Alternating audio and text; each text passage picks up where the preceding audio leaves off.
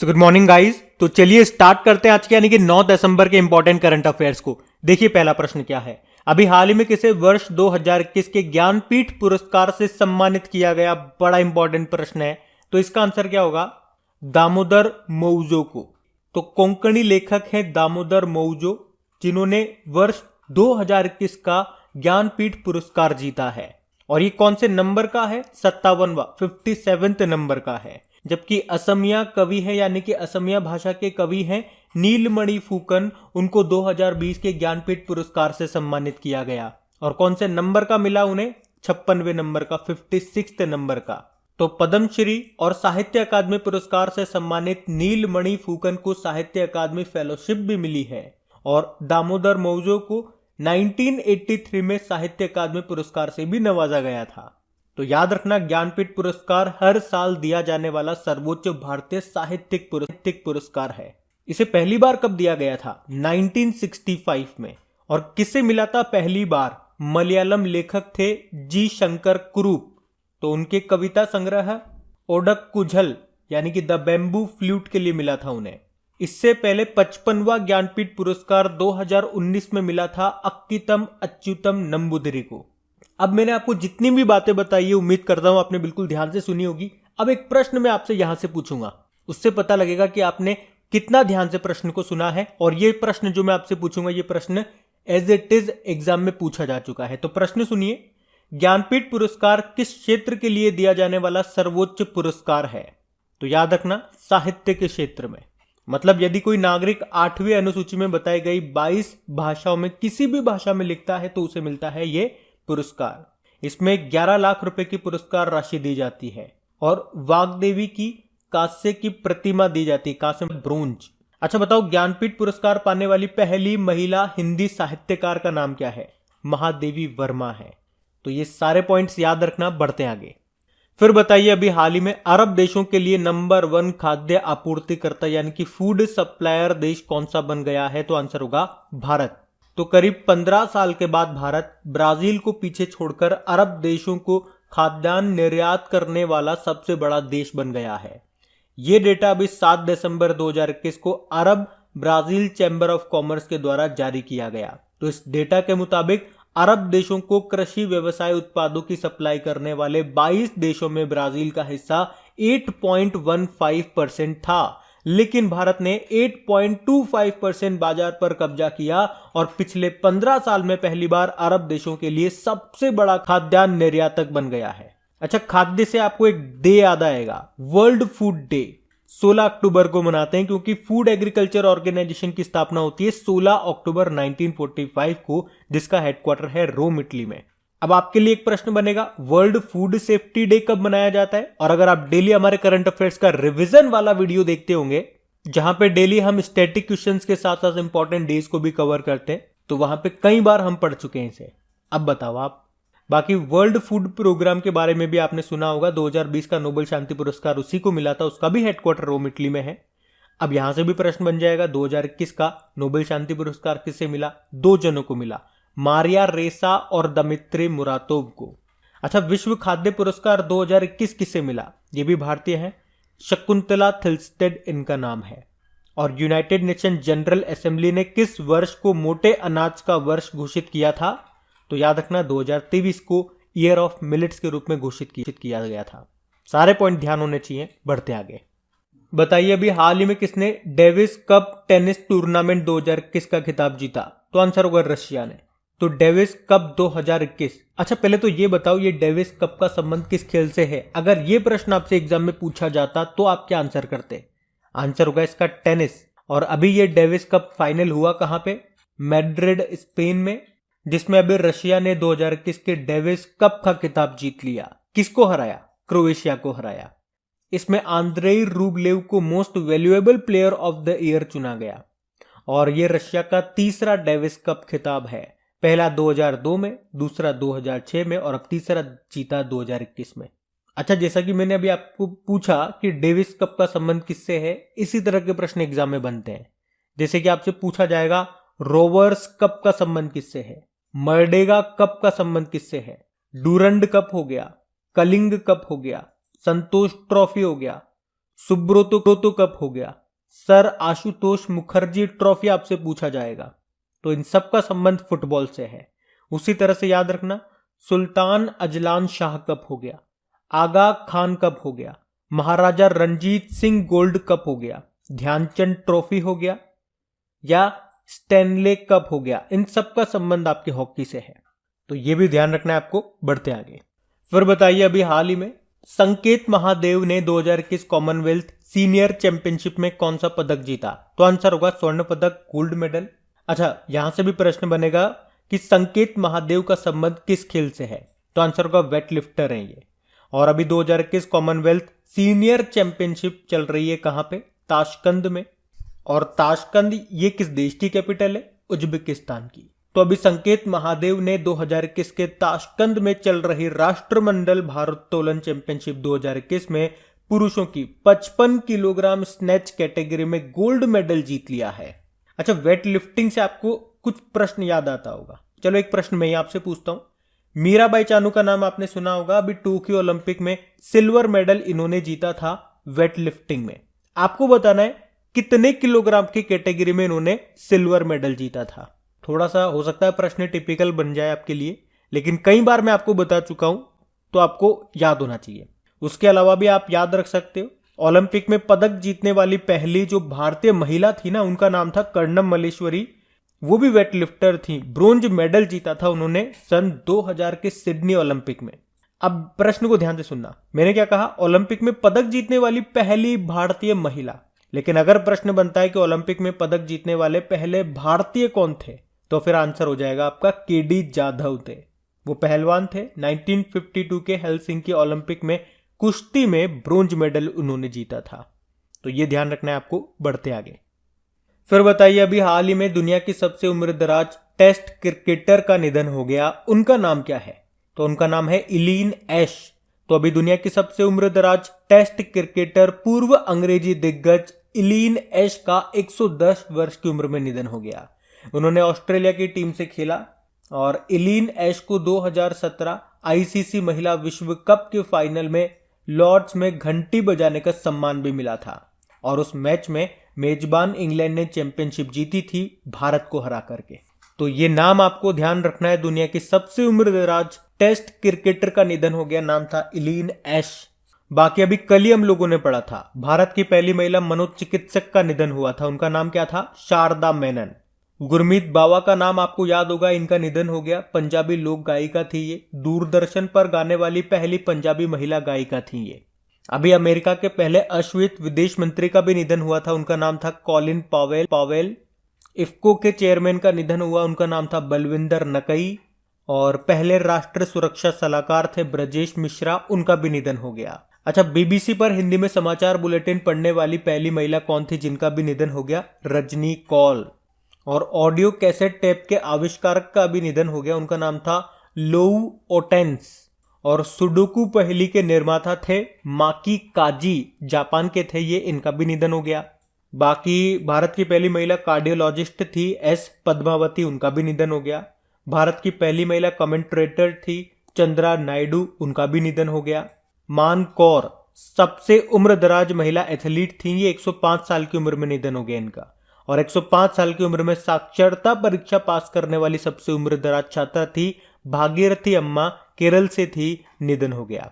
और अम्मा से याद आएगा गौरी अम्मा का नाम, केरल की पहली महिला राजस्व मंत्री थी, इनका भी निधन हो गया अभी। तो ये कुछ इंपॉर्टेंट नाम मैंने आपको बताया ऑब्ituary सेक्शन से, निधन वाले सेक्शन थे, इनको याद रखना। बढ़ते हैं। फिर बताइए, अभी हाल ही में किसे वर्ल्ड एलपीजी एसोसिएशन का अध्यक्ष चुना गया है? तो आंसर होगा श्रीकांत माधव वैद को। अब आप कहोगे कि श्रीकांत माधव वैद का नाम तो सुना सुना लग रहा है, तो ये इंडियन ऑयल कॉरपोरेशन के अध्यक्ष हैं और अभी इन्हीं को वर्ल्ड एलपीजी एसोसिएशन का अध्यक्ष चुना गया है। वे इस संगठन का नेतृत्व करने वाले दूसरे भारतीय भी हैं, इसलिए भी इनका नाम इंपॉर्टेंट है। इससे पहले इंडियन ऑयल कॉरपोरेशन के जो पूर्व अध्यक्ष थे सार्थक बुहेरिया, 2008 में इसका नेतृत्व करने वाले पहले भारतीय बने थे। वर्ल्ड एलपीजी एसोसिएशन का हेडक्वार्टर आपको मिलेगा पेरिस, फ्रांस में। अब एलपीजी से एक प्रश्न मैं आपसे पूछूंगा, 100% एलपीजी कनेक्शन देने वाला पहला राज्य कौन सा बना था? तो आंसर होगा हिमाचल प्रदेश। और अभी आपको याद होगा जो हमारे सड़क व राजमार्ग मंत्री हैं नितिन गडकरी। उन्होंने बताओ कहां पे भारत की पहली commercial liquid natural gas facility का उद्घाटन किया था? तो आंसर होगा नागपुर में। अच्छा, एलपीजी में क्या क्या होता है? ब्यूटेन और प्रोपेन। और एलपीजी जब गैस में से लीक होती है, आपने देखा होगा घर के सिलेंडर में से, तो एक रॉटन एग की, सड़े हुए अंडे की जैसी स्मेल आती है, ताकि आपको पता लग जाए कि गैस लीक हो रही है। तो उसके लिए उसमें क्या मिलाया जाता है? Ethyl mercaptan. बताओ वर्ल्ड एलपीजी एसोसिएशन का हेडक्वार्टर कहां पर है? पेरिस, फ्रांस में। बाकी संजीव मेहता हमने पढ़ा था, फिक्की के प्रेसिडेंट बने। Ittira Davis Ujjivan small finance bank के एमडी सीईओ बने। और Alka Upadhyay national highways authority of India के चेयरपर्सन बनी है। तो ये सारे पॉइंट्स इंपॉर्टेंट है। बढ़ते हैं आगे। फिर बताइए अभी हाल ही में किस बैंक ने एनपीसीआई यानी कि national payment corporation of India के साथ ऑन द गो वियरेबल की चेन को लॉन्च किया? तो आंसर होगा सिटी यूनियन बैंक। तो अभी सिटी यूनियन बैंक ने national payment corporation of India और इसके मैन्युफैक्चरिंग पार्टनर शेष साई के साथ मिलकर अपने डेबिट कार्ड ग्राहकों के लिए RuPay on the go contactless wearable keychain को लॉन्च करने की घोषणा की। ये संपर्क रहित कीचेन का गुच्छा उनकी दैनिक जीवन शैली का हिस्सा होगा और ग्राहकों को सुरक्षित रूप से टैप करने और कैशलेस भुगतान करने में सक्षम बनाएगा। मतलब पॉइंट ऑफ सेल जो मशीन होती है उसको बिना छुए, बिना पिन डाले आप 5,000 रुपए तक का भुगतान कर सकते हो। सिटी यूनियन बैंक स्थापना होती है 1904 में। इसका हेडक्वार्टर मिलेगा आपको तमिलनाडु के कुंभकोणम में। सीईओ कौन है? एन कामाकोड़ी। बाकी आईडीएफसी फर्स्ट बैंक ने अभी first private infinite card launch किया था। एचएसबीसी इंडिया याद होगा, रिसाइकल्ड पीवीसी यानी कि पॉलीविनाइल क्लोराइड प्लास्टिक से बना भारत का पहला क्रेडिट कार्ड लॉन्च किया था। और कोटक महिंद्रा बैंक, इसने देश भर में माइक्रो एटीएम शुरू किए। तो ये ध्यान रखना। बढ़ते आगे। फिर बताइए बिम्स्टेक देशों के साथ संयुक्त सैन्य अभ्यास जिसका नाम है पैन एक्सरसाइज 2021 का आयोजन ये कहां पे होगा? तो आंसर होगा पुणे में। तो पैन एक्सरसाइज 2021 ये एक मानवीय सहायता और आपदा राहत अभ्यास है। ये बिम्स्टेक देशों के लिए आयोजित किया जाना है और अभ्यास का मुख्य उद्देश्य है प्राकृतिक आपदाओं के जवाब में क्षेत्रीय सहयोग का निर्माण करना। ये होगा कब से कब तक? 20 दिसंबर से 22 दिसंबर तक होगा। ये कहां पे होगा? पुणे में होगा, पुणे महाराष्ट्र। बिम्स्टेक का मतलब क्या होता है? Bay of Bengal initiative for multi sectoral technical and economic cooperation. इसकी स्थापना होती है 1997 में। हेडक्वार्टर आपको मिलेगा ढाका, बांग्लादेश में। इसके मेंबर कंट्रीज हैं 7। कौन कौन से? बांग्लादेश, भूटान, इंडिया, म्यांमार, श्रीलंका, नेपाल और थाईलैंड। तो ये ध्यान रखना। बढ़ते आगे। अच्छा, फिर बताइए अभी हाल ही में आइडिया यानी कि international institute for democracy and electoral assistance के सलाहकार बोर्ड में किसे शामिल किया गया? तो आंसर होगा सुनील अरोड़ा को। सुनील अरोड़ा जो कि भारत के पूर्व मुख्य चुनाव आयुक्त थे, जिन्हें अभी international institute for democracy and electoral assistance के सलाहकार बोर्ड में शामिल किया गया। तो संस्थान को 15 सदस्यीय सलाहकार बोर्ड के द्वारा सहायता प्रदान की जाती है, जिसमें विभिन्न क्षेत्रों के प्रतिष्ठित व्यक्तित्व शामिल होते हैं। आइडिया स्टॉकहोम स्वीडन में स्थित एक अंतर सरकारी संगठन है। चलो कमेंट बॉक्स में टाइप करके बताइए वर्तमान में हमारे चीफ इलेक्शन कमिश्नर कौन है और कौन से नंबर के हैं। बाकी शील वर्धन सिंह सीआईएसएफ के डायरेक्टर जनरल बने अभी ये। और रामनाथ कृष्णन एक रेटिंग एजेंसी है इकरा, उसके एमडी सीईओ बने थे। Sahdev Yadav Indian weightlifting federation के नए प्रेसिडेंट बने ये नाम भी इंपॉर्टेंट है, याद रखना। बढ़ते आगे।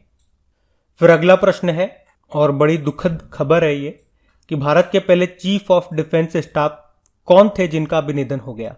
तो आंसर होगा बिपिन रावत। देश के पहले chief of defence staff Bipin Rawat का भी निधन हो गया। एक्चुअली में बुधवार को यानी कि कल के दिन उनका हेलीकॉप्टर तमिलनाडु के कुन्नूर में क्रैश हो गया, जिसमें वो, उनकी पत्नी मधुलिका रावत और 11 जवानों की मृत्यु हो गई। वर्तमान में ये देश के पहले चीफ ऑफ डिफेंस स्टाफ थे। इससे पहले ये आर्मी चीफ भी रह चुके हैं, 2016 में बने थे। आपको याद होगा 2016 में सर्जिकल स्ट्राइक का नेतृत्व इन्होंने ही किया था। फिर अभी 1 जनवरी 2020 को ये देश के पहले चीफ ऑफ डिफेंस स्टाफ बने थे। उन्हें इंडियन मिलिट्री एकेडमी में स्वॉर्ड ऑफ ऑनर से भी नवाजा जा चुका है। इनका जन्म उत्तराखंड के पौड़ी में एक गढ़वाली राजपूत परिवार में हुआ था, लेकिन अभी इनका निधन हो गया। बढ़ते हैं आगे। फिर बताइए अभी हाल ही में अपने मौजूदा 5 दिवसीय कार्य सप्ताह को 4.5 दिन में बदलने वाला पहला देश कौन सा बना? तो आंसर होगा यूनाइटेड अरब अमीरात।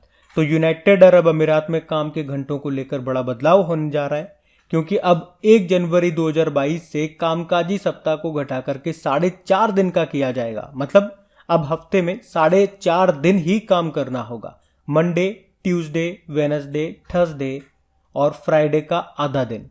और ऐसा करने वाला ये पहला देश बन गया। कौन सा? यूनाइटेड अरब अमीरात। तो ये रहा मैप में यूएई। यूनाइटेड अरब अमीरात, जिसकी कैपिटल अबू धाबी है। यहीं पे आपको इंटरनेशनल रिन्यूएबल एनर्जी एजेंसी का हेडक्वार्टर मिलेगा।